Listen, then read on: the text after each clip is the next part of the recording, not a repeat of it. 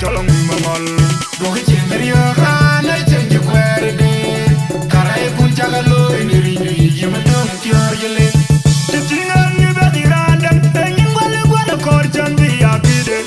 Alyong birim kunyi kamu tiel ku jamanai. Tichinga paling bitwar ngeti medung jorjile. Yadron ma warkan injilu yifel injiror kaya randang.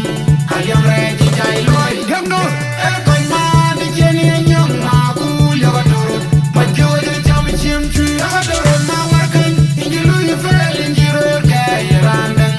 Alyong reji jai loy. gamno Ekon ma di jeni nyong ma kul Arorot. Majoje jam chim chui. Yadron ma warkan injilu yifel injiror kaya randang.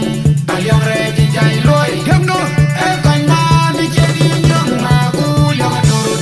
Majoje jam chim targe jagdi Mera yung kurge jagdi Tara yung targe jagdi Mera yung yek andi wengdang Tajong no wengdang Andir nyan ka pinjir lot Wanya pinjir ke jingdi Andir abang lor jajong no wengdang Ger nyan na wengdang Wanya pinjir ke jingdi Andir abang lor jajong no Piwa kur Tajong no wengdang Andir nyan ka pinjir lot Wanya pinjir ke jingdi Andir abang lor jajong no Ger nyan na wengdang Wanya pinjir ke jingdi Andir abang lor jajong no Piwa kur majong Yadron ma warkan Injilu yufel injiror gaya randang Alyang reji jai loy gamno Ekon ma di jeni nyong ma kul Arorot.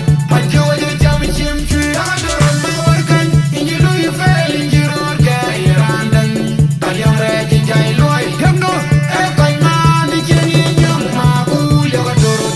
Majoje jam chim chui. Yadron ma warkan injilu yufel injiror gaya randang Alyang reji jai loy gamno Ekon ma di jeni nyong ma kul Arorot.